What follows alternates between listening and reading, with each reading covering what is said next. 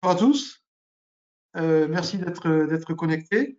On est en train de régler quelques petits problèmes techniques parce que tout le monde n'arrive pas à se connecter avec la caméra, donc on est en train de le régler. Donc on vous demande de patienter quelques secondes, le temps que tout le monde soit là et sans problème. Donc vous connaissez déjà Loïc Moisan, Laurence Mézerette, Marie-André Bourdet et Oui, je suis là. Philippe Lambert, mais ils se présenteront tout à l'heure plus en détail. Pierre Bruguière est en train de changer d'ordinateur parce qu'il y en a un qui l'a lâché. Et puis il y a Sophie Rioli, André, qui est connectée, mais sa caméra ne fonctionne pas, donc on l'entendra, mais on ne la verra pas. Mais c'est pas grave, ce qui est important, c'est ce qu'elle a à nous dire. En tout cas, merci d'être là. Je vais en profiter pour vous donner un petit point d'actualité sur la vaccination. Sur AstraZeneca, c'est compliqué, très compliqué, parce que les médecins ne veulent pas qu'on vaccine, pour faire simple. Ils veulent garder la vaccination pour eux et ils font tout pour retarder l'accès au vaccin, à la vaccination par les pharmaciens. C'est un combat de titans, un combat complètement décalé par rapport au risque Covid. Je suis écœuré par l'attitude des responsables syndicaux de médecins. Sur le terrain, les médecins disent qu'ils n'ont pas de produit vaccin. Donc, de toute manière, eux ne le feront pas. Ils ne le feront pas du tout. Et, Sophie, voilà, ton micro, merci. Ils ne le feront pas.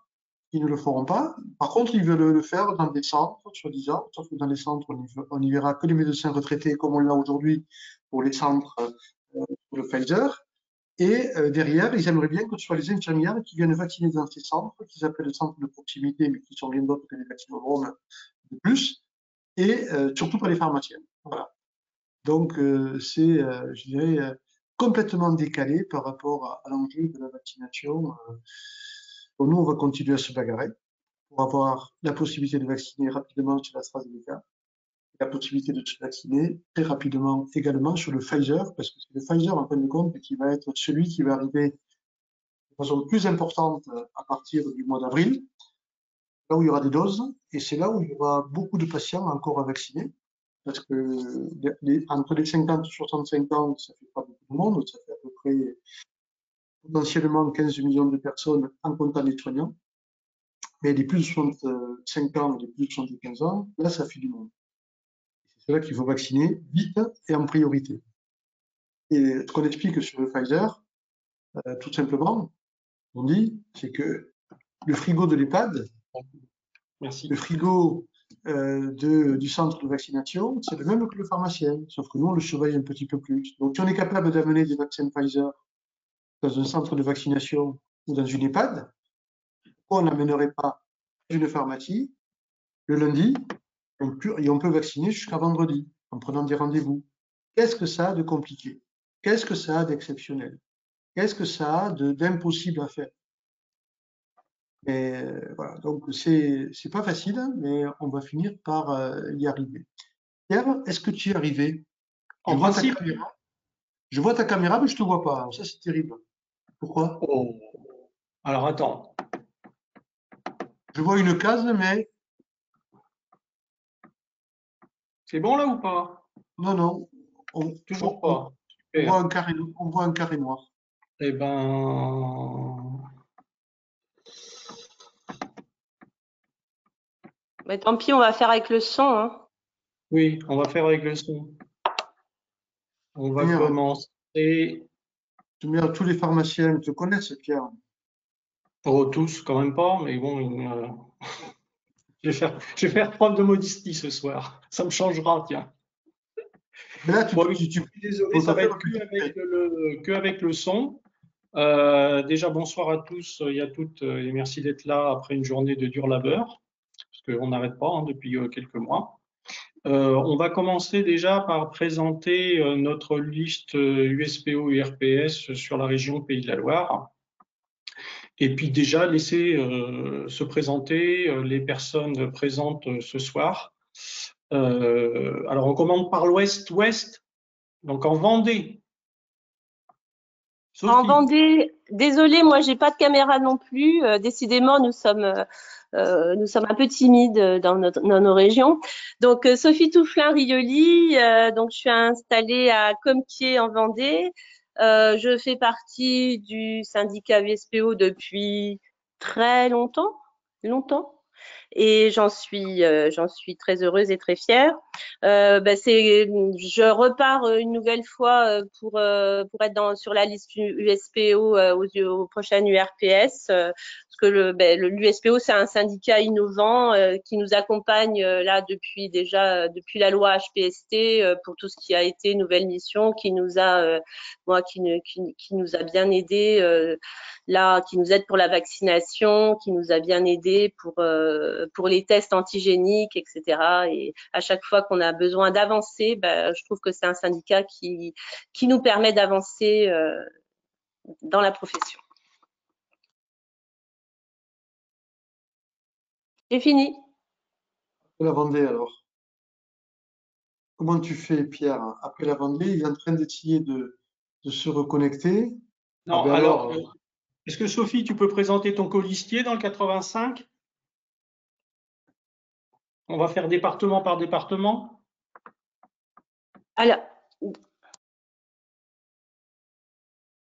Alors, dans mon colistier, dans le 85, c'est Christophe Turpin. Je ne sais pas s'il est là, Christophe. Donc, lui, il est pharmacien dans le sud Vendée. C'est un pharmacien entreprenant donc, je ne sais pas, est-ce que Christophe est là? Je crois pas. Non. Bon, écoutez, voilà. Donc, moi, c'est mon colistier dans la Vendée. Ensuite, Pierre. On remonte dans le 44, alors, avec Laurence Mézerette, qui est présente. Ton micro. Bonsoir. Je suis installée depuis un peu plus de 15 ans à Belley-sur-Vilaine. C'est un petit village du nord de la Loire-Atlantique. Je suis à 200 mètres du 35, donc je suis entre la Loire-Atlantique et l'île-et-Vilaine. Je suis à l'USPO depuis quelques années maintenant, pour une première fois sur une liste, et ce qui m'a motivée à adhérer à l'USPO il y a quelques années maintenant, c'est le dynamisme du syndicat, la proximité et les idées innovantes, entre autres, pour accompagner tous nos patients et dans le parcours de soins, et cette proximité qu'on peut avoir et avec les personnes que l'on reçoit à la pharmacie pour les accompagner au mieux.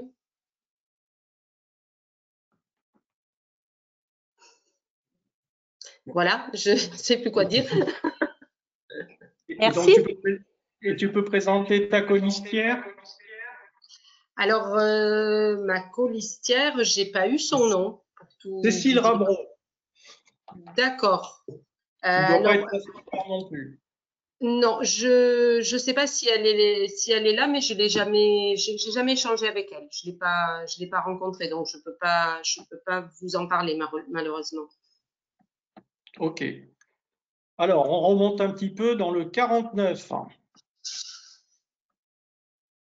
Qui commence? Donc moi je me présente. Donc je m'appelle Luc Moisan. Donc moi je suis jeune installé depuis 2 ans maintenant. Ce qui m'a donné, donc je suis à côté d'Angers, donc à Soussel, à une vingtaine de minutes d'Angers. Ce qui m'a donné envie de rejoindre l'USPO, c'est que je trouve que c'est un syndicat moteur. Pour avoir pu travailler avec les deux syndicats quand j'étais à la NEP, j'ai pu me rendre compte que l'USPO était pour moi plus moteur et plus novateur sur l'avenir de la profession. Et c'est pour ça qu'en tant que jeune pharmacien installé, j'ai eu envie d'être acteur de ce changement de l'officine et de participer, de rejoindre l'USPO. Voilà. Bien d'avoir des jeunes. On la suit. Jeune installé. Face aux jeunes, Ouais, donc les vieux après. Moi, c'est Philippe Lambert, je suis installé à Cholet, dans le Maine-et-Loire, le sud du Maine-et-Loire, et je suis déjà élu RPS actuel, mais sur une liste autre. C'était une liste UNPF, à l'époque elle existait encore. Et donc, j'ai fait 2 mandats UNPF. Et aujourd'hui, je me mets sur la liste USPO parce qu'aujourd'hui, ça me semble être quand même le syndicat qui en offre le plus, aussi bien en suivi des pharmaciens qu'en vision un petit peu plus prospective pour la profession. Donc voilà, ça se rapprochait un petit peu plus de la vision de l'UNPF que celle de la Fédé qui, elle, était un peu plus sclérosée, on va dire. C'est fini. Alors, dans le 53, nous avons comme représentant Stéphane Thomé, qui n'a pas pu être là ce soir. Et puis, je vais laisser la parole à ma colistière dans la Sarthe, Marie-André. Bonsoir, Marie-André Bourdet, je suis pharmacien au Mans depuis maintenant 35 ans peut-être, adhérente de l'USPO depuis le début. Mon mari a été président de l'USPO Sarthe, donc c'est un syndicat qui nous a toujours bien plu, voilà, et pour lequel l'adhésion ne se pose pas, enfin, ça paraît évident. Je côtoie pas mal d'adhérents aussi de la Fédé. Je vois un peu leur parcours et je trouve que ma position sur l'USPO est très bonne. Voilà. Merci. Et puis donc, attendez, je coupe. C'est le bazar le plus complet. Donc, Pierre Bruguière, président de l'USPO Pays de la Loire depuis maintenant 3 ans. À l'USPO depuis un peu plus d'années que ça. J'ai eu le bonheur de partager la coprésidence avec le mari de Marie-André. Moi, ce qui m'a plu dans l'USPO, c'est effectivement qu'il y avait un côté très pratico-pratique dans tout ce qui était entrepris. Et surtout, mettre en avant notre cœur de métier. Alors, ça, c'est ma petite phrase fétiche. C'est-à-dire que l'USPO a permis de me faire mon métier de cœur tout en me recentrant sur le cœur de métier, ce qui est très important pour moi, et ne plus être des simples pousseurs de boîte comme on l'a été et considéré surtout par le grand public depuis des années et des années. Voilà. Donc, j'ai déjà été élu, j'ai fait déjà une mandature de 5 ans, notamment en échangeant avec Philippe Lambert, Stéphane Thomé et Sophie Rioli. Et je compte poursuivre pour les 5 années à venir, pour poursuivre le travail qui a été fait et éventuellement lancer d'autres programmes, peut-être un peu innovateurs ou en tout cas qui tiennent à cœur à tous les pharmaciens.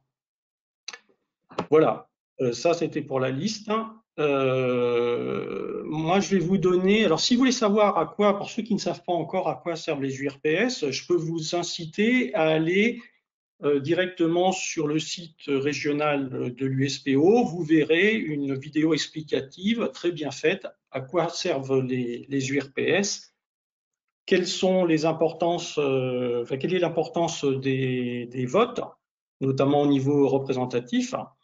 Moi, je vais vous donner ma vision des URPS. Les URPS, c'est certes une équipe et un certain nombre d'élus, parce que sur les 9, il y en aura quelques-uns d'élus, il y aura des déçus, mais c'est la loi électorale qui veut ça. Moi, j'estime que les URPS, avant tout, c'est une équipe qui travaille pour tous les pharmaciens, qu'ils soient syndiqués ou non syndiqués. Et quelque part, les URPS, c'est vous, pharmaciens, puisque finalement, de par vos cotisations, c'est vous qui financez les URPS. Donc, je pense que, je prends une image classique, si vous vous abonnez à Netflix, c'est pour regarder des séries ou des films sur Netflix. Donc là, en l'occurrence, vous financez une structure, donc c'est dommage de ne pas participer et de ne pas bénéficier des expérimentations ou des outils qui sont proposés par ces structures. Donc, je peux vous donner un exemple. Dans toutes les expérimentations qui ont été faites depuis quelques années, toutes ces expérimentations sont rémunérées par des fonds propres et par des fonds qu'on appelle les fonds FIR qui sont donnés par les pouvoirs publics. Voilà. Donc, je peux citer par exemple celle qui a été sur le sevrage tabagique, qui va redevenir cette année, je pense, ou l'année prochaine, d'actualité. C'était pour des entretiens, 5 entretiens d'accompagnement, d'entretien motivationnel pour les personnes de plus de 18 ans qui voulaient arrêter de fumer. Donc, il y avait un entretien d'initiation et 4 entretiens de suivi. C'était quand même 150 € par patient. Voilà. Nous, ce qu'on aimerait, c'est aussi vous apporter des outils et vous accompagner, alors non pas dans le changement, mais vous accompagner dans les nouvelles missions qui nous sont attribuées. C'est-à-dire qu'on a bien vu de toute façon qu'il y avait quand même une réticence de la part de pharmaciens parce qu'il y avait des problèmes de personnel, parce qu'il y a des problèmes de structure au sein de l'officine qui ne pouvaient pas prétendre ou se lancer ou qui avaient peur de se lancer dans ces nouvelles missions. Donc on veut absolument de toute façon que ces missions repartent gentiment et pour ça on est prêt à vous accompagner.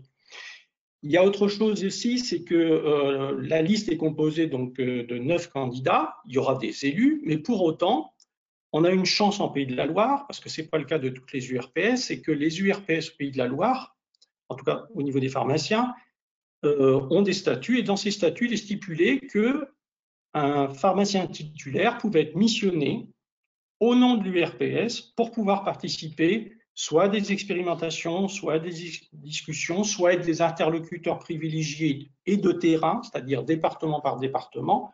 Donc, je peux vous donner un exemple précis qu'on a en Sarthe. On a un pharmacien qui est titulaire, qui n'est pas du tout élu URPS et qui pour autant est missionné par l'URPS Pays de la Loire pour assister aux différentes réunions MAIA-PAERPA. Voilà, donc c'est quelque chose qui est important à mes yeux, c'est-à-dire qu'on veut faire participer le maximum de personnes et toutes les âmes de bonne volonté. Il y a autre chose aussi, c'est que je pense qu'il va falloir qu'on fasse un état des lieux de ce qui est fait et de ce qui s'entreprend dans les Pays de la Loire, au niveau de nos officines. Donc là, je vais laisser la parole à Laurence parce qu'il y a sûrement des, comment dirais-je, des expérimentations qui sont entreprises et dont on n'a pas du tout connaissance. Et je pense que vous, pharmaciens, vous aimeriez bien que l'URPS ou une structure un peu plus importante vous accompagne au quotidien dans ces expérimentations. Donc, Laurence, si tu veux bien prendre la parole et expliquer exactement ce que tu aimerais bien mettre en place et pour lequel on t'a sollicité, parce que ça aussi, c'est important. Alors, dans le cadre de l'accompagnement des patients sous chimiothérapie orale, je me suis rendu compte qu'on avait besoin de joindre, alors moi je me mets toujours en contact avec l'hôpital, le centre hospitalier, donc j'essaie de joindre soit l'infirmière coordinatrice, et quand il n'y a pas d'infirmière coordinatrice dans certains cas, j'ai eu l'occasion de rentrer en contact avec la pharmacie hospitalière du CHU de Nantes. Et en échangeant entre autres avec Rennes, l'infirmière coordinatrice de Pontchaillou sur le service qui suivait la patiente donc, que j'accompagne, elle a échangé sur le fait qu'elle souhaiterait, elle, un lien plus fort entre l'hôpital et la ville. Et la ville, pour elle, c'est nous, parce que les médecins, c'est pas forcément évident. Et nous, on a quand même une richesse, c'est-à-dire qu'on souvent on connaît les patients depuis longtemps, on a leur traitement. Et elle a émis le souhait que quelque chose puisse se faire et qu'on puisse construire un lien entre les pharmacies d'officine et l'hôpital. Et pour moi, c'est intéressant parce que c'est vrai que quand dans le cadre de ces accompagnements pharmaceutiques, c'est rassurant pour le patient quand on lui dit qu'on va être en lien avec le centre hospitalier qui le suit et où il va et où des fois les rendez-vous avec le spécialiste sont très rapides, hein, c'est même pas 5 à 10 minutes, ça va pas. Et le fait de savoir que le pharmacien est en relation avec la structure hospitalière ou une infirmière coordinatrice, c'est très très rassurant pour eux. Moi j'ai pu voir que vraiment c'était quelque chose qui les rassurait par rapport à s'il y avait un souci, parce que nous on est toujours là, la porte est toujours ouverte, on ne prend pas de rendez-vous, on vient nous voir et on peut nous se mettre en contact avec les liens, les mails que l'on a. Et pareil, j'ai eu un échange très intéressant avec un interne l'hôpital de Rennes dans le cadre du suivi d'une patiente sous chimiothérapie orale. Donc, ça serait intéressant peut-être de développer davantage et d'avancer sur ce lien pharmacie de ville et hôpital, et pourquoi pas que par le biais de l'URPS, on arrive à être un renseignement obligatoire lorsqu'un patient rentre à l'hôpital ou ouvre un dossier à l'hôpital. Il y a son médecin traitant, mais il y a aussi sa pharmacie. Pour que tout justement, aussi bien l'hôpital, l'infirmière coordinatrice puisse connaître quelle est la pharmacie qui suit le patient et se mettre en lien avec nous si besoin. Voilà.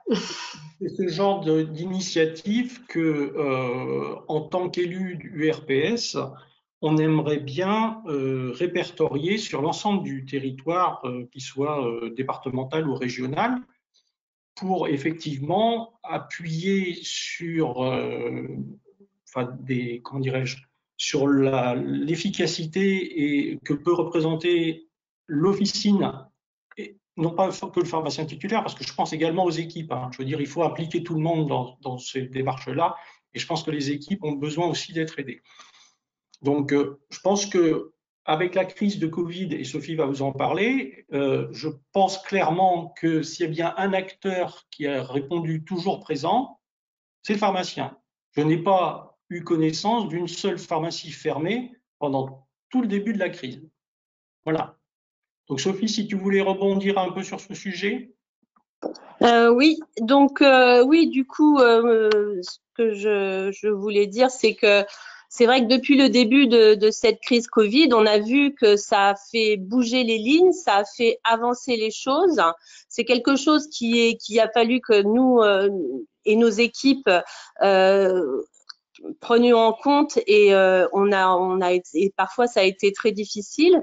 Mais ce Covid a permis, par exemple, on a pu faire les tests antigéniques. On a vu qu'on avait, on avait le droit de faire les tests d'angine, les tests de grippe, et puis un troisième, je sais plus, et puis je sais plus lequel, un troisième. Et en fin de compte, à chaque fois, il y a eu des freins par les médecins, par les labos, etc.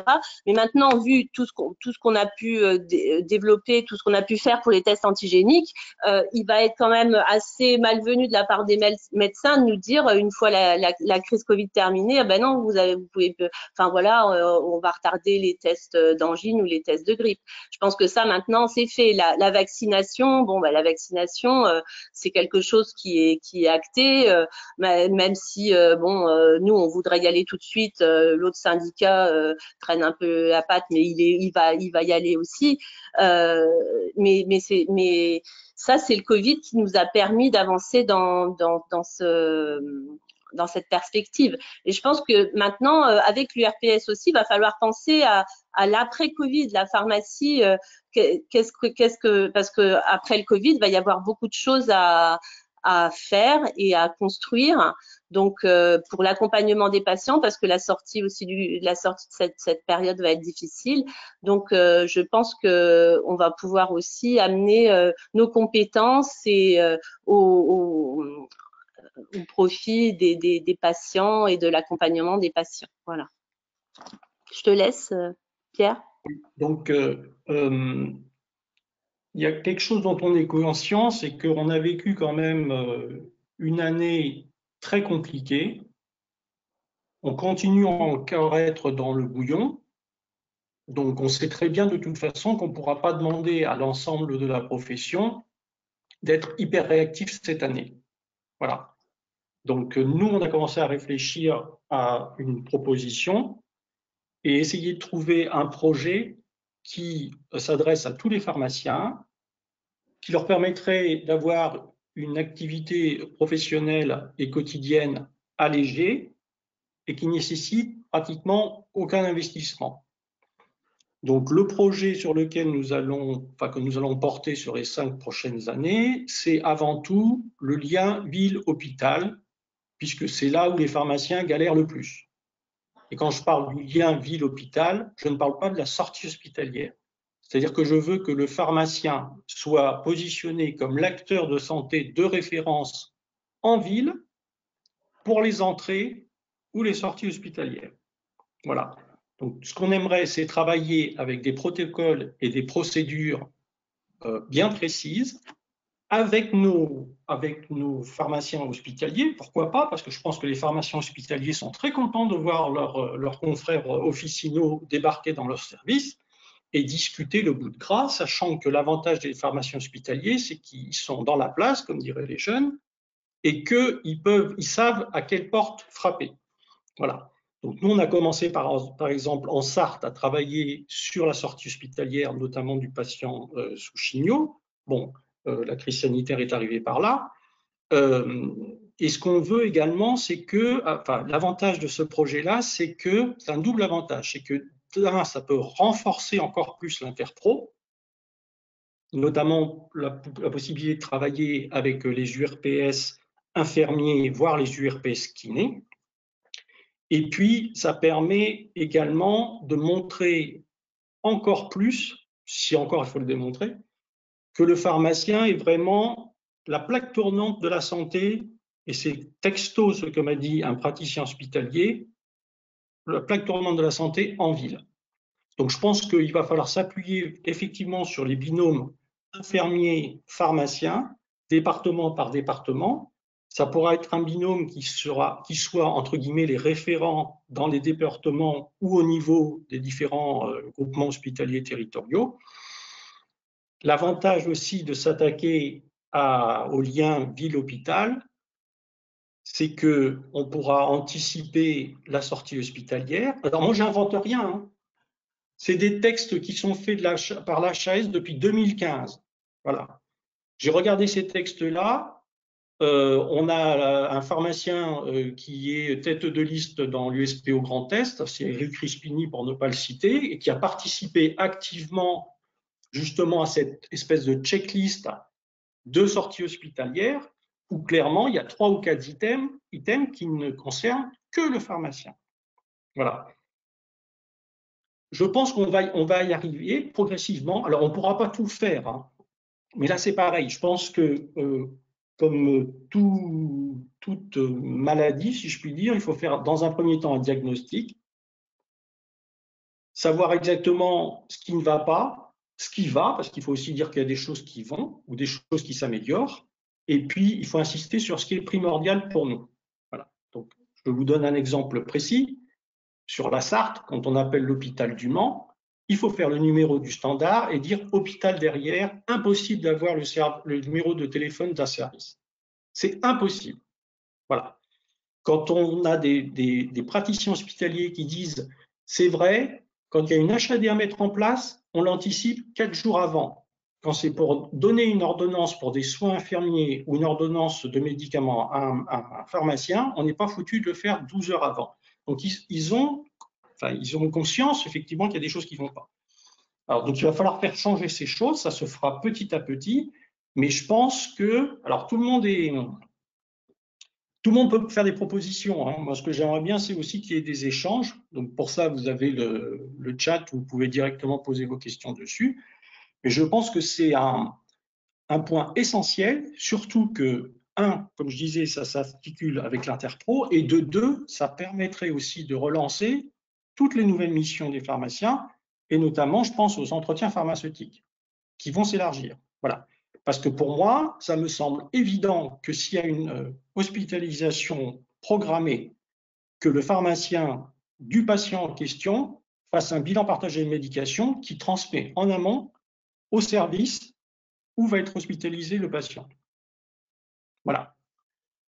Qu'est-ce que j'avais à vous dire d'autre? Ben, c'est déjà pas mal. Donc là, c'est pareil pour les entretiens. L'USPO a réussi quand même à les faire simplifier, tant au niveau des entretiens eux-mêmes que le fait d'être rémunéré sur ces entretiens. Il faut impérativement relancer ces missions-là. Sinon, on va se les faire squeezer par d'autres personnes, et notamment par les infirmières, puisque maintenant les infirmières ont aussi la possibilité de faire des entretiens avec éventuellement des modifications des ordonnances. Voilà. Donc pour ça, on verra si on ne peut pas mettre en place des outils numériques qui existent déjà, hein, qui sont faciles à utiliser, et voir si l'URPS éventuellement ne pourrait pas financer ces outils pour ceux qui sont intéressés pour repartir sur de bonnes bases avec les entretiens pharmaceutiques. Voilà. Vous voyez, on ne vous a pas raconté de bêtises, hein. On ne va pas vous dire on va faire ci, on va faire ça. 2 projets essentiels, ça me paraît évident que ça va toucher tout le monde, ça va parler à tout le monde, c'est des trucs simples.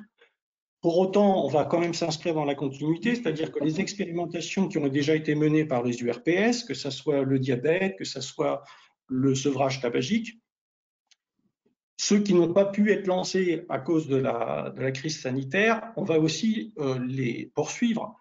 Mais par exemple, moi, un qui me semble important, notamment après le discours de notre président de la République, c'est les entretiens pour le sevrage tabagique chez les jeunes. Voilà. En plus, c'est quelque chose qui est en négociation auprès de la CNAM, donc ça me semble logique de le relancer. Voilà. J'en ai fini. Est-ce que quelqu'un veut rajouter quelque chose? Marie-André? Non? Si tu veux, enfin, moi, ce que j'ai, c'est que, enfin, je suis membre de la CPTS Le Mans Aglo, donc, qui est une grosse CPTS sur la Sarthe. Et effectivement, on travaille déjà beaucoup en interpro pour nos missions avec les médecins, les infirmiers, les kinés, orthophonistes aussi, et notamment avec les délégués URPS. Donc, c'est l'inter-URPS, c'est quelque chose auquel je crois. D'ailleurs, c'est pour ça que j'ai accepté d'être sur la liste. Et notamment, comme tu disais, pour les missions avec la ville et hôpital, parce que le pharmacien a tout son rôle et toute sa place. Ensuite, au niveau des bilans, les bilans de médication, c'est un petit peu mon dada. J'en fais pas beaucoup, mais c'est quelque chose que j'aime et j'aimerais pouvoir m'engager et apporter à nos confrères hein, des moyens simples de mise en place. Voilà, tout ce que j'avais à dire. Bon, ben on va laisser de la parole à notre président, qui a pris des notes, à ce que je vois. Hein. Ah, je prends toujours des notes, toujours. C'est toujours très intéressant. D'abord, merci, merci de vos interventions. Merci à vous tous. D'abord, merci de votre engagement et de votre confiance dans le syndicat, mais c'est vous qui le faites, le syndicat. Hein. Voilà, c'est votre participation, c'est votre investissement sur le terrain, c'est vos idées, c'est vos échanges. C'est ça qui fait la richesse d'un syndicat. Donc, merci de vous investir. Merci de vous présenter auprès de tous les pharmaciens Pays de Loire. Et puis, je crois que ce qui est important, c'est la pluralité syndicale. C'est de la richesse. Certains pensent que c'est de la division. Et ceux qui pensent que c'est de la division, c'est ceux qui veulent éliminer l'autre. C'est de la richesse, parce que c'est dans le partage d'idées, c'est dans la disponibilité, la compétence et l'acceptabilité de discussion qu'on arrive à faire des choses beaucoup plus intéressantes et à convaincre les pouvoirs publics et les ARS d'avancer et de convaincre aussi les autres URPS d'avancer avec nous. Donc, merci de votre investissement à tous. Alors, bien évidemment, nous, on a un bilan, puisqu'on a engagé une réforme, mais qui n'est pas une petite réforme. Une réforme qui a démarré au 1er janvier 2018 et qui continue. Elle ne s'est pas arrêtée en 2020. Elle était, je dirais, en progressivité jusqu'en 2020 et 2021, on bénéficie encore de cette réforme et heureusement. Il n'y a pas une année blanche, il n'y a pas un coup d'arrêt. C'est au contraire l'inverse. Cette réforme, elle avait 2 enjeux. D'abord, de sortir d'une crise économique qu'on a connue jusqu'à fin 2017, qui était une catastrophe économique avec une baisse de marge très très importante. On était sur un tapis roulant, c'était infernal, et il fallait non seulement redresser la barre, mais changer de modèle économique.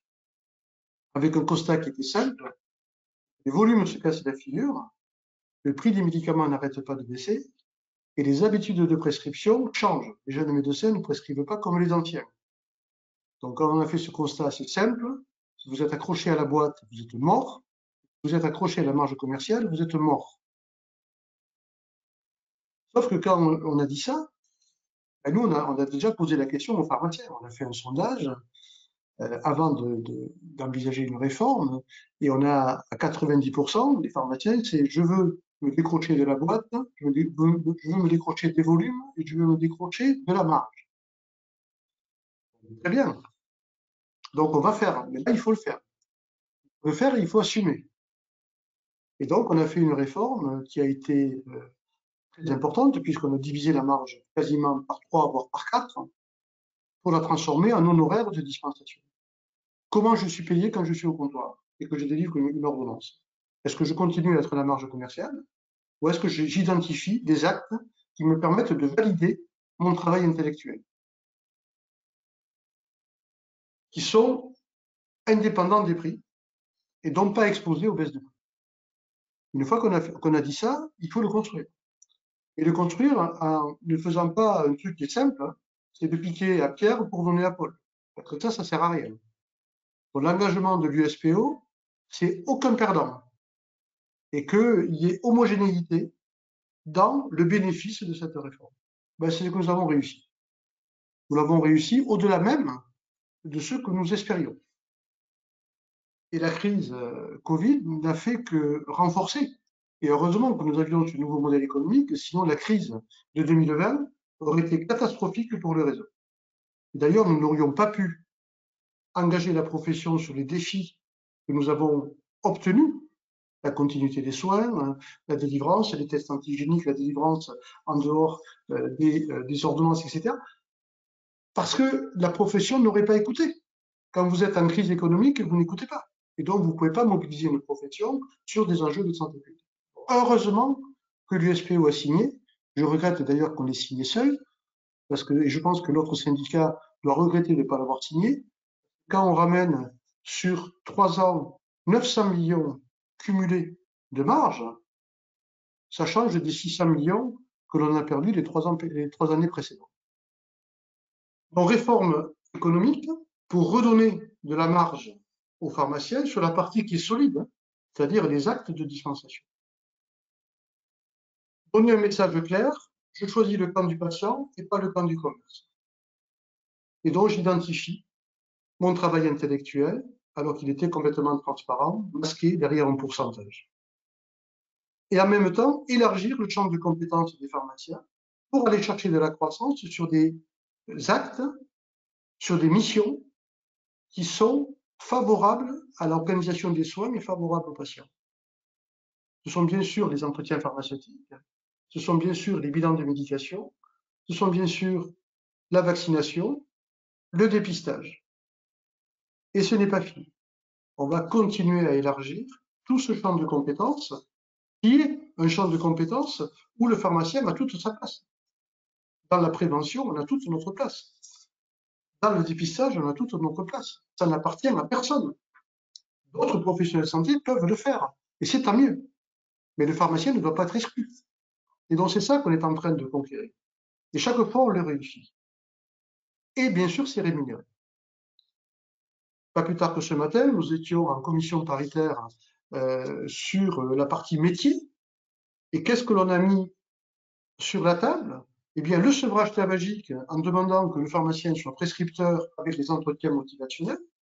D'ailleurs, on va se servir de toutes les expérimentations que l'on a fait dans différentes régions, dont la vôtre, pour en profiter et pour montrer que quand on le fait, eh bien, d'abord, les pharmaciens acceptent de le faire et que ça donne des résultats. C'est tout l'intérêt des URPS, cette dynamique qu'il faut avoir pour créer des expérimentations et ensuite en faire une extension au niveau national. Dans les URPS qui sont pilotés par l'USPO, la richesse des dépistages est énorme. C'est le dépistage de risques cardiovasculaires, d'autres expérimentations, bien évidemment, sur tout ce qui est diabète, accompagnement des patients sur la pression positive continue, le dépistage du cancer colorectal. Voilà, des choses qui montrent que ça marche. Que le pharmacien est légitime parce que les patients trouvent que cette position du pharmacien est parfaitement cohérente avec ce qu'ils attendent de ce professionnel de santé de proximité. Donc, l'orientation depuis 3 ans, elle est très claire, c'est modèle économique complètement changé. Le PLFSS cette année, c'est 650 millions de baisse de prix. Mais nous, on a payé moins de 10%, 65 millions, alors que les années précédentes, c'était 250 millions. Donc après, il fallait remonter, avoir de la croissance pour déjà rattraper 250 millions de baisse de prix. Donc on savait bien que l'affaire était déjà extrêmement compliquée. C'est pour ça qu'il fallait changer vite de modèle économique. Et nous, l'USPO, on l'a assumé seul, mais on n'a pas fait une signature seule. C'est l'autre qui n'a pas signé. Nous, on voulait qu'il signe, hein. On n'avait pas de problème. On sait qu'il n'a pas signé, pas parce qu'il savait que ça ne marcherait pas. Il pensait que ça marcherait moins bien. Il en a de sa non-signature, il veut en faire un argument électoral. Je ne sais pas comme ça qu'on défend une profession. Pas en faisant ce genre de calcul qui n'est pas sincère vis-à-vis d'une situation dans laquelle il faut vraiment réformer, qu'on peut prétendre gagner les prochaines élections. C'est du calcul politique. Sur l'autre point qui est important, c'est pour aller plus loin dans ce que l'on a fait. Donc le programme de l'USPO, c'est bien sûr renforcer ce qui marche. Quand on a quelque chose qui marche, eh bien on continue à avancer vers ce qui marche. On ne va pas revenir sur la boîte ou l'honoraire à la boîte. Quelle erreur! Revenir sur l'honoraire pour médicaments complexes, pour les 5 lignes plus. Quelle erreur! Ce sont des postes qui régressent, voire qui sont stagnants. Alors que l'honoraire pour médicaments spécifiques, l'honoraire pour personnes âgées, l'honoraire à l'ordonnance, sont des facteurs de croissance. Donc miser sur les postes qui sont en décroissance stagnants n'a aucun sens. En tout cas, c'est un très mauvais calcul, quoi. Même quelqu'un qui est à l'école primaire est capable de le comprendre en 2 secondes. Et puis, il faut introduire une notion qui est importante, c'est la notion d'intervention pharmaceutique. Quand vous passez un quart d'heure à téléphoner à un médecin parce que vous avez un doute sur l'ordonnance, parce qu'il y a eu un changement de dosage, un changement de posologie, un médicament qui est rajouté ou un médicament qui a été oublié, est-ce que c'est un oubli ou est-ce que c'est une erreur? Vous ne pouvez pas laisser passer ça. Sauf que vous allez passer un quart d'heure en interrogeant le patient, en appelant le médecin, en appelant l'hôpital. Et à la sortie, vous faites le boulot. Qui voit ce que vous avez fait? Il reste rien de votre travail. Il reste une facture à l'assurance maladie. Donc, il faut valoriser notre travail. Il faut mettre ça en évidence. C'est ce qu'on a commencé à faire avec la dispensation adaptée. On a introduit pour la première fois le mot intervention pharmaceutique reconnu et payé dans la convention pharmaceutique. Donc, on a mis le pied dans la porte. Et maintenant, on va continuer à dérouler d'autres interventions pharmaceutiques et les faire rémunérer. Et c'est légitime. Vous avez fait votre boulot et vous devez être rémunéré pour ça. Autre point qui est important, et vous l'avez tous évoqué, c'est bien sûr la sortie et la relation avec l'hôpital. C'est vrai que ce n'est pas que la sortie, mais la relation avec l'hôpital est indispensable. Quand vous avez fait, vous, un entretien pharmaceutique, un bilan de médication, la personne est hospitalisée, c'est important que le pharmacien hospitalier récupère votre travail, parce que lui, il va peut-être faire une conciliation médicamenteuse. Et lui, s'il fait une conciliation médicamenteuse, c'est important que vous récupériez toute cette analyse pour expliquer au patient pourquoi le furosémide a été enlevé. Et peut-être le dire au médecin qui va le represcrire parce qu'il a oublié de mettre à jour son historique de prescription. Ça, c'est du boulot pharmaceutique.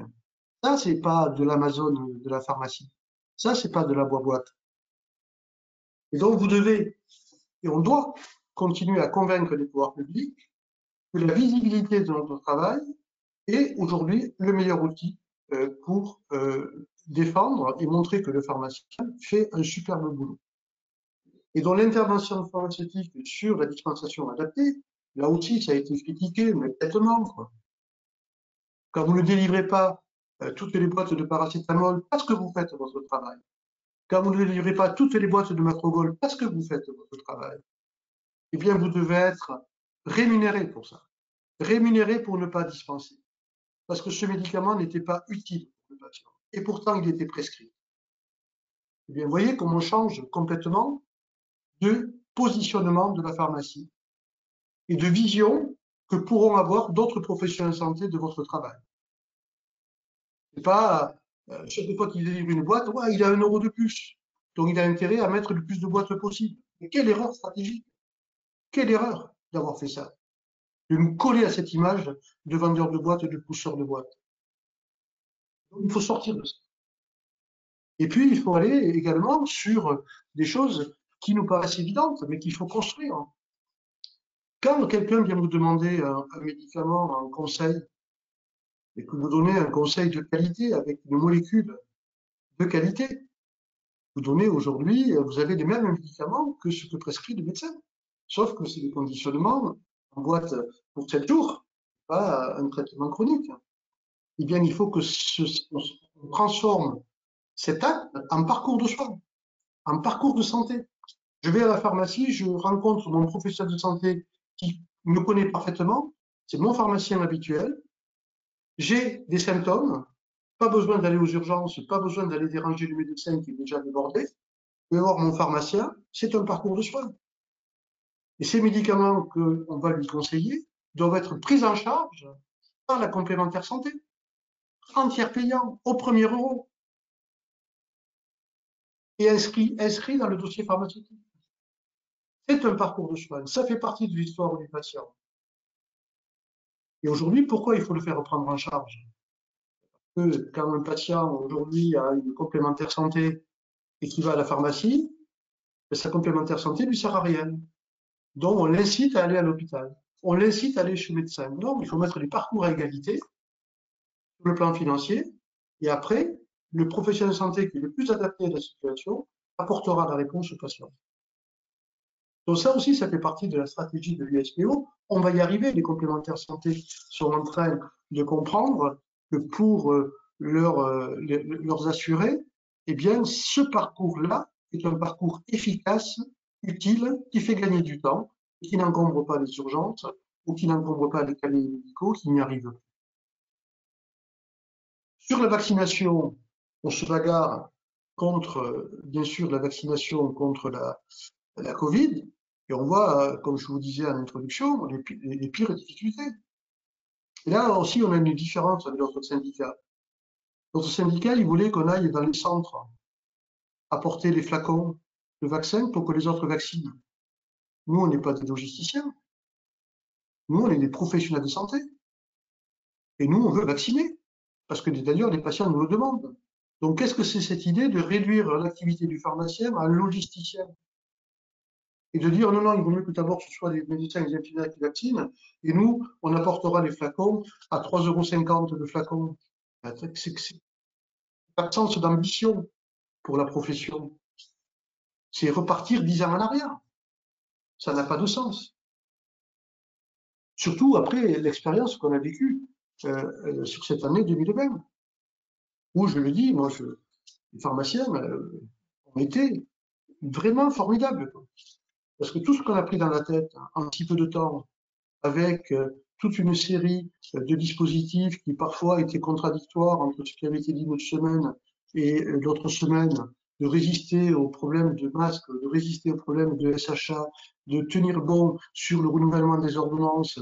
On se rend compte ce qu'on a obtenu, on renouvelle les opiacés, on renouvelle les hypnotiques, on a renouvelé les traitements, y compris les morphiniques et tous les autres traitements, mais on a fait le boulot. Heureusement d'ailleurs, les patients, sinon ils n'auraient pas eu leur traitement parce qu'ils n'avaient pas accès au médecin. On a été propre, hein. Il n'y a pas eu de surconsommation. Et on a fait le job. Et bien sûr, ce qui s'est passé pour la vaccination contre la grippe, je peux vous dire que l'année prochaine, on fera la vaccination contre la grippe pour tous les adultes, y compris ceux qui n'ont pas de bon de prise en charge. Et ce que veut l'USPO, c'est vacciner tous les adultes pour tous les vaccins. Pas que la Covid, tous les renouvellements. Et à partir de 14 ans, 15 ans, parce qu'il faut inclure le HPV. Parce qu'aujourd'hui, c'est une catastrophe. Ce vaccin existe et personne ne se vaccine. Donc, il faut, sur la prévention, permettre aux pharmaciens de participer à tout ce qui est dépistage et prévention. Donc, vous voyez, on va continuer et aller dans le sens d'une réforme qui a réussi, qui a changé complètement l'image du pharmacien, d'une réussite économique et une réussite politique sur le positionnement. Et puis, on a des valeurs hein, à l'USPO. Mais nous, on ne fait pas que les afficher, on les défend. Quand on dit qu'on défend le monopole, on n'a jamais rien lâché. La main n'a jamais tremblé. Quand on dit qu'on défend le maillage territorial, eh bien, on défend le maillage territorial. On ne laisse pas tomber. Et quand on a des solutions permettant à des pharmaciens qui sont en difficulté de pouvoir se raccrocher à une autre pharmacie parce qu'elle risque de fermer et qu'on permet à cette pharmacie de rester alors que la population est en train de partir, eh bien, on maintient de l'activité pharmaceutique dans ces secteurs. Et puis, on est complètement opposé à l'ouverture du capital. Ça, c'est quelque chose qui est très clair chez nous. L'ouverture du capital, on n'en veut pas. Et là, on voit bien qu'il y a quelque chose qui est un peu curieux. Parce que l'alliance de la FSPF avec l'ancien bureau de l'UNEPF qui a été pour l'ouverture du capital, c'est quand même étonnant comme stratégie politique. Philippe Lambert est avec nous, mais il sait pourquoi il est avec nous. Il partage nos idées. Mais nous, l'ouverture du capital, on n'en veut pas. Et on ne s'allie pas avec quelqu'un qui va pouvoir le promouvoir en lui donnant un porte-voix, en le légitimant pour qu'il puisse relancer une discussion sur l'ouverture du capital, ce qu'attendent certains, notamment Bercy. Je pense que là aussi, ça s'appelle de la carambouille électorale. Donc nous, on a des valeurs, et quand on a tendu la main aux adhérents de l'UNEPF, nous, on leur a tendu la main il y a 5 ans, quand le syndicat n'a plus été représentatif. Et beaucoup de pharmaciens de l'UNEPF nous ont rejoints parce qu'ils étaient considérés qu'ils avaient la possibilité de défendre la profession. C'était de vrais syndicalistes. Ce sont de vrais syndicalistes, mais maintenant, ils sont pas anciens UNEPF, hein, ils sont USPO. Et on travaille ensemble sur l'évolution de propositions, mais voilà, ils ne sont pas pour l'ouverture du capital. Et c'est très clair. Donc, je n'ai pas compris cette alliance de circonstances, sauf à vouloir récupérer des voix de l'UNEPF au juste 4 mois pour la campagne électorale. Je pense que c'est pas ça qu'attendent les pharmaciens et c'est pas comme ça qu'on fait du syndicalisme. Ça, c'est de la politique. Et pas très joli. Et en plus, Gilles, il faut préciser que l'actuel président de l'UNPF est Christophe Le Gall, qui est bien connu des pharmaciens du Maine-et-Loire, entre autres du Maine-et-Loire, puisqu'il vient même sur nos terres. Donc voilà. Et puis, oui, c'est vrai qu'il y a une présence locale. Après, l'autre point qui est important aussi, c'est l'interprofessionnalité. Je crois que Marie-André en a parlé. Oui, c'est l'avenir. CPTS, les communautés professionnelles territoriales de santé, oui, il faut que les pharmaciens s'investissent. Oui, c'est important. Ça permet d'organiser au niveau de la population le système de soins sur un territoire. J'ai de l'hôpital, j'ai de la clinique, j'ai des maisons de retraite, j'ai du médico-social à gérer, j'ai une population âgée, j'ai une présence médicale faible, j'ai peu de spécialistes. Comment j'organise ce territoire? Et qu'est-ce que je fais comme proposition pour qu'on travaille mieux? Ça, c'est important, mais ça suffit pas. Après, il faut mettre en place des équipes de soins primaires. Et là, on s'est bagarré. Et là, on était d'accord avec notre syndicat pour dire que c'est ça qui va faire le cœur et qui va motiver les professionnels de santé. C'est quand j'ai un patient partagé, comment je le prends en charge? Comment, quand il est complexe, ce patient, eh bien, l'infirmier, le pharmacien, le médecin, l'hôpital vont pouvoir travailler ensemble. Sauf que pour faire ça, il faut créer une association. Loi 1901, un président, un trésorier, une chaîne, un statut, etc. Ça me prend pour 6-9 mois de boulot, juste pour faire une association et pour mettre tout le monde d'accord. En attendant, les patients y passent. Ils ne sont pas pris en charge. Donc, ce qu'on a proposé, c'est de faire ce qu'on appelle des équipes de soins ouvertes. C'est-à-dire que le patient, ben oui, il y a un patient que l'on partage à 4 professionnels de santé. Le patient nous désigne, et ce patient dit, ben voilà, moi c'est compliqué, j'ai un diabète qui n'est pas stabilisé, je reviens de l'hôpital, j'ai des plaies, etc., c'est difficile, eh bien on se coordonne. Et on est incité à se coordonner par des mécanismes de rémunération qui descendent directement sur chaque professionnel de santé. Et pas qui tombe dans une boîte qui s'appelle ESP et qui est redistribuée en fin de compte par le médecin qui dit que c'est moi qui fais le discours. Non, ça c'est trop compliqué, ça va pas et ça ne marche pas. D'autant plus que dans une ESP, si un médecin y rentre et que celui d'à côté ne rentre pas, ben, ces patients sont éligibles à la coordination et les patients de l'autre médecin ne sont pas éligibles. Et le bêtise, ça n'a pas de sens. Donc, on est en train de pousser pour dire ce qui est important quand on fait une association pour se coordonner, ben, c'est surtout de travailler ensemble, pas de créer une association pour créer une association. Bon, ça aussi, c'est un élément sur lequel on va travailler et on va essayer de faire en sorte que chaque professionnel respecte l'autre. Ce n'est pas toujours le cas. Aujourd'hui, on voit bien que le médecin est encore veut tout faire alors qu'ils n'ont pas les moyens de tout faire puisqu'ils sont de moins en moins nombreux. Juste sur la sortie hospitalière, j'ai parlé bien sûr de la conciliation médicamenteuse, mais je n'ai pas parlé du matériel médical. Pour nous, c'est un objectif majeur. Récupérer toute l'activité de maintien à domicile. Respecter, comme tu l'as dit Pierre, le choix du patient. C'est un article du Code de la santé publique. Droit des malades. C'est le patient qui choisit. Aujourd'hui, il ne choisit pas. On lui impose un prestataire parce que le prestataire est à l'hôpital, il rentre dans les services, il pique les ordonnances, il rédige lui-même les ordonnances, il fait du dépôt-vente dans les services d'urgence et qui ne permet pas au patient de choisir, qui empêche la coordination des soins. C'est pour ça que l'USPO s'est bagarré pour que ces prestataires ne soient pas des professionnels de santé. Nous, on a cette position. Vous demanderez à notre syndicat quelle position il a, puisque son vice-président est à la fois président d'une union de prestataires de soins à domicile, domiciliés, 13 rue Balu. Et donc, il y a 2 ans, l'incendie de Notre-Dame, vous avez communiqué de presse, revendiquant que les prestataires deviennent des professionnels de santé. Mais quelle erreur! Mais quelle erreur!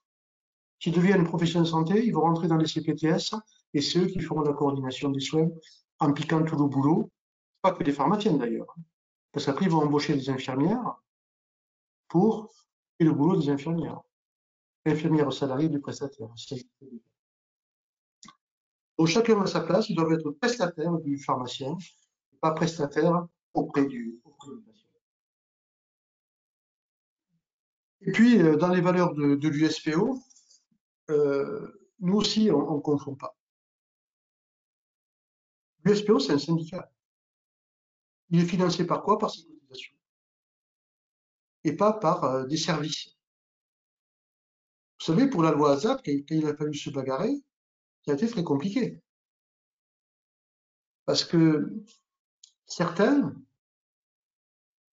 voulaient faire de Réseau Pharma une plateforme d'achat. C'est un boulot de groupement, ça. C'est pas un boulot de syndicat. Et envoyer en click and collect les médicaments, pas la parapharmacie, au domicile. Ben oui, Amazon de la pharmacie. Quelle erreur! Et là aussi, il a fallu se bagarrer pour contrer cette loi ASAP, avec ceux qui avaient imaginé ce projet pour financer leur syndicat. Un syndicat, c'est autonome. Ça ne dépend pas d'argent qui vous lie après et qui vous coince. Donc, quand on fait un syndicat de services, comme le revendique aujourd'hui la FSPF, eh bien, vous êtes dépendant de vos services. Et ces services vous financent. Donc après, vous défendez le service au lieu de défendre les pharmaciens. Et c'est comme ça que ça dérive. Donc là, on le voit bien, et on l'a bien vu sur cette loi ASAP, la fragilité qu'il y avait sur ce projet de réseau pharma et de plateforme. Ça a failli nous coûter très. Donc des valeurs que l'on affiche, après on peut être d'accord ou pas d'accord. Ça, c'est pas grave, ça fait partie de la discussion. Mais nous, on dit ce qu'on fait ce qu'on dit. Et on n'affirme pas l'inverse de ce que l'on pense. Même en campagne électorale.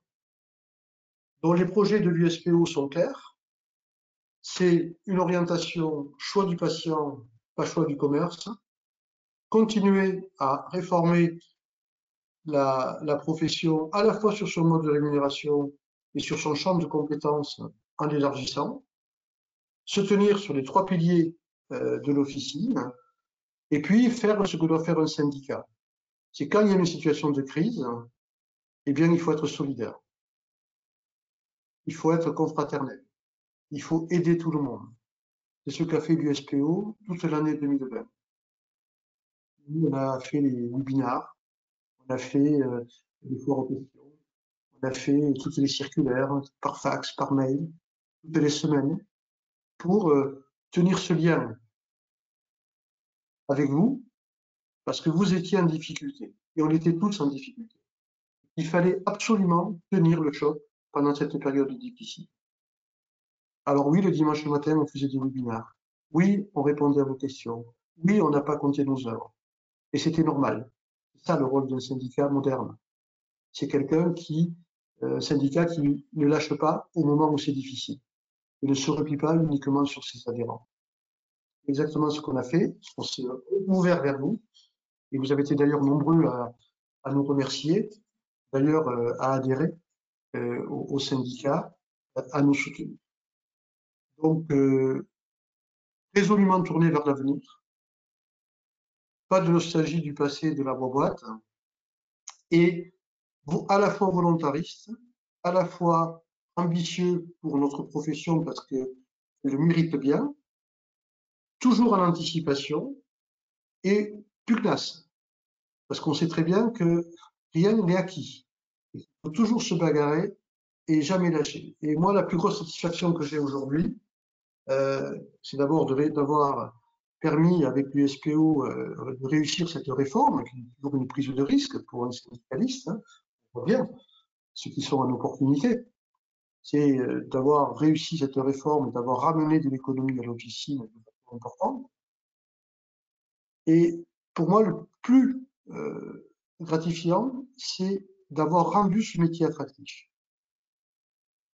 D'abord redonner de l'espoir à ceux qui exercent, en disant oui, ça change, c'est bien, enfin, on y voit un peu plus clair et ça nous motive. Et puis surtout les jeunes, de retrouver la filière officine comme une filière attractive. Alors que depuis des années, elle avait tendance à décliner et être le dernier choix, le choix par défaut d'un certain nombre d'étudiants. Là, depuis 2 ans, 3 ans, on voit que cette filière officine est en train de reprendre. Les nouvelles missions, le nouveau modèle économique, qui s'éloigne de la marge commerciale, est beaucoup plus attractif pour les jeunes. Et ça, c'est très important. Hein. Si votre métier est plus attractif, eh bien, il est condamné à se rétrécir. Là, on est en train de remettre de la dynamique avec, on le voit bien d'ailleurs, ces jeunes qui arrivent de la fac en 6e année, ils mettent un sacré coup de booster. Quoi. Ils sont sur la clinique et voilà, ils ont envie de faire ce métier, d'exprimer et d'échanger avec le médecin pour tout simplement accompagner les patients, être sur le bon usage des médicaments, être contre la lutte contre la iatrogénie, construire des protocoles de soins pour mieux prendre en charge les patients. Donc, un métier plein d'avenir, un métier extrêmement intéressant et les patients ne s'y trompent pas. Ils vous remercient. Même quand c'est difficile, même quand c'est compliqué, ils vous disent heureusement que vous étiez là parce que c'était pas facile. Alors, on n'en est pas sorti, mais je peux vous dire qu'on va bonifier toute cette année 2020 pour montrer que quand la profession s'engage, regardez sur les tests anticliniques, ce geste avec le tuyau, avec d'avance, 10 500 pharmaciens en 3 mois qui le font, avec des résultats très, très importants, des tests qui se font, qui sont extrêmement utiles pour les contaminations. Et voilà, ça c'est des professions qui sont bien organisées, très réactives, capables de comprendre ce qu'est un enjeu de santé publique et qui ne se cachent pas. Parce que quand on va faire les tests, on va au contact du virus. On est première ligne, premier front, depuis le début. Et on fait le job.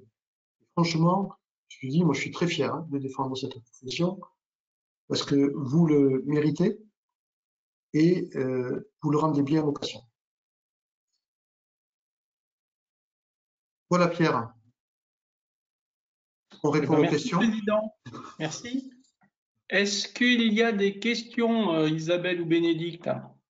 Est-ce qu'il y a des curieux dans la salle? Pour l'instant, je n'ai pas de questions, non. Bon, bah, c'est qu'ils ont tous tout compris. C'est formidable. Moi, bon, pour conclure, moi, je voulais vous dire quelque chose, c'est que comme l'a dit Gilles, on n'a pas réservé les informations que à nos adhérents. On continue effectivement à travailler pour l'ensemble de la profession et donc le bon nombre d'informations sont disponibles pour tout le monde. C'est également le cas de notre site Facebook parce que pour certains d'entre vous qui l'ignorent, on a aussi un site Facebook sur lequel on relaie aussi des informations du national et du local. Donc n'hésitez pas à aller, parce que pour certains c'est plus facile pour faire des recherches plutôt que de se rendre sur le site du régional et de taper le mot de recherche ou le mot-clé qui recherche, voilà, sur Facebook, surtout les jeunes, hein, Loïc, vas-y, un coup de slide et ça passe tout de suite. Voilà. Écoutez, on va conclure là-dessus. N'oubliez pas que les élections cette année se dérouleront de manière électronique. Donc, vous allez recevoir des codes d'identification et que vous aurez une semaine pour apporter votre voix à la liste de votre choix. Voilà. Eh bien, écoutez, bonne soirée à tous et merci beaucoup. Ouais, juste un petit mot, peut-être, Pierre. Les élections, c'est important. Hein. Plus vous votez, plus d'ailleurs les pouvoirs publics considèrent que cette profession est mobilisée. Bon, la participation est importante. Et vous avez là une équipe au niveau des Pays de Loire qui est une équipe à la fois d'expérience et à la fois jeune, qui s'investit, et on sait pourquoi ils s'investissent, c'est pour faire avancer le dossier. Moi, je les remercie encore de l'investissement parce que c'est pas facile, surtout l'année éprouvante qu'on vient de passer. Donc, merci de passer du temps à représenter et à défendre la profession dans tous les départements du Pays de Loire. Et puis, si vous avez aimé l'USPO, si vous avez aimé l'état d'esprit, cette façon nouvelle de faire du syndicalisme, eh bien, n'hésitez pas, parce que une fois le vote passé, eh bien, c'est parti pour 5 ans. Donc, si vous avez envie de plus du SPO pour les 5 prochaines années, eh bien, n'hésitez pas à soutenir l'équipe USPO qui est là, pilotée par Pierre et représentée pour participer à cette soirée. Merci Gilles. On l'a rêvé, l'USPO l'a fait. Oui, je peux te dire que sur la rémunération, tu as parfaitement raison, c'est bien résumé. Parce que c'était pas une affaire simple. Mais juste, j'ai oublié de dire un truc, pardon, je suis un affreux bavard, vous le savez, mais l'USPO n'aurait jamais signé si on n'avait pas eu la garantie qu'il n'y aurait aucun perdant. C'est pas facile, hein. Je crois que ça ne s'est jamais fait dans aucune convention. De dire si, quand on change l'économie de l'officine, quelques-uns sont perdants, on va les rattraper pour qu'ils reviennent à zéro et c'est l'assurance maladie qui va payer, qui va compenser. L'année dernière, on n'a pas encore le bilan de 2020, il y a eu 100 pharmacies qui étaient passées en négatif juste à cause du changement de rémunération. Ils ne sont pas négatifs, ils ont été compensés à l'euro près par l'assurance maladie. Et ça, c'était quelque chose qui était pour l'USPO indispensable pour maintenir un équilibre entre les officines et pas juste faire du transfert. Et pour ceux qui ont Pharmastat, qui peuvent voir leur activité, C'est pas de l'activité théorique, hein, c'est leur propre activité. Vous allez sur le site de Pharmastat, quand vous recevez votre feedback, vous avez une petite maison où vous allez voir toutes les possibilités qu'offre Pharmastat. Et il y a un petit onglet rose. Quand vous cliquez dessus, vous avez votre simulation, la marge que vous avez aujourd'hui, la marge que vous avez en 2019 et que vous avez eu en 2018, et la marge que vous auriez eue sur votre activité s'il n'y avait pas eu de réforme. Et là, vous verrez si vous avez gagné 20, 30, 40 000 euros en 3 ans pour votre officine. Et d'ailleurs, tous les comptables nous le disent. Les comptables disent maintenant qu'ils voient les bilans de 2019 et une partie de 2020. Ils disent, mais heureusement que cette réforme, on voit bien que la réforme a augmenté la marge, malgré parfois des stagnations du chiffre d'affaires, voire des baisses de chiffre d'affaires. Et votre marge, elle a augmenté. Et donc, voilà, les comptables disent clairement, ils vont le dire encore plus dans l'année 2020, que cette réforme est salvatrice pour l'officine, malgré la crise. Donc, vous pouvez aller le voir sur Pharmastat, une petite maison et l'onglet rose. C'est un petit peu compliqué, je ne comprends pas pourquoi on n'a pas ça directement accessible sans être obligé de faire ces 3 petits. Mais bon, je passerai ça sous silence. Bon, mais merci à tous. Super. Et puis, je vous souhaite bon courage pour la suite. Bonnes vacances pour ceux qui ont la chance d'en prendre. Et puis, encore merci pour tout ce que vous avez fait pendant cette année et pour avoir réussi à tenir le choc et accompagner les patients comme vous l'avez fait. Et surtout, vaccinez bien. Ouais, tu as raison. Tu as raison. Pour l'instant, on peut vacciner que la grippe jusqu'au 28 février. Mais on va y arriver. Bonne soirée à On va y tous et arriver. merci beaucoup. Ciao. Bonsoir. Ciao, Bonsoir, merci merci. Gilles. Au revoir. Merci à vous. Au revoir. Merci.